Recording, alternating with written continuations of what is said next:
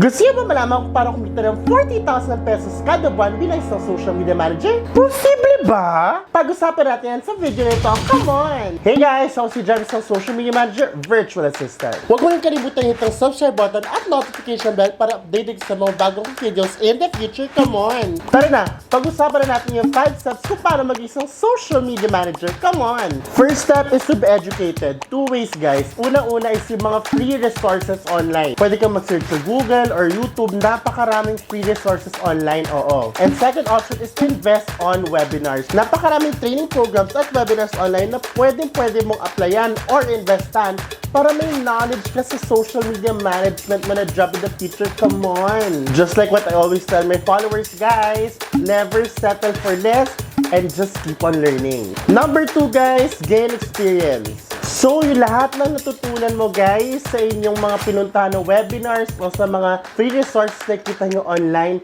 guys, apply it, number 1, to yourself.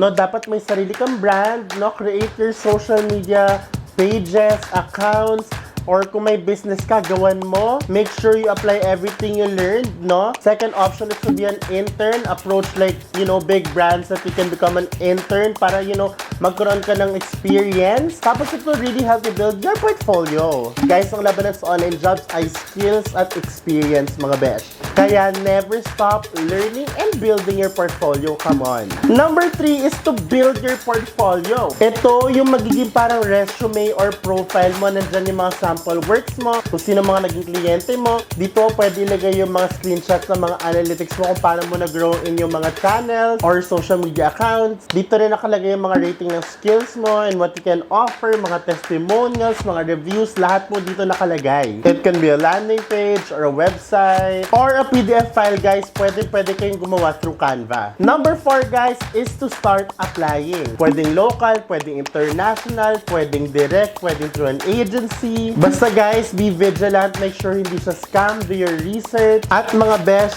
never stop applying. Kung wala ka pa guys, and never stop applying. Be patient. Use your free time to keep on learning and building your portfolio. Come on. And number 5, lastly, keep on learning. Guys, sa industriyang ito, para ikaw ay mag-succeed mga besh, kailangan mo talagang mag-aral ng mga bago. Kung dati ang alam mo ng IGN FB posting, dapat dumating ka sa point na marunong ka mag-video edit, marunong ka na mag-YouTube, marunong ka mag-email marketing, influencer marketing. Napakarami kasing pwedeng gawing online na pagkakitangan at pag ginawa mo yan guys, napakaraming opportunities sa pwede pang dumating sa'yo. Come on! At magiging mas confident ka. At ang impact niyan mga best, you will land to better clients, will get better accounts, and get paid better. So, consistent learning is the key. Come on! Again mga best, ito yung 5 steps kung paano maging social media manager. And just what I always tell my followers, never settle for less and keep on learning. Bye!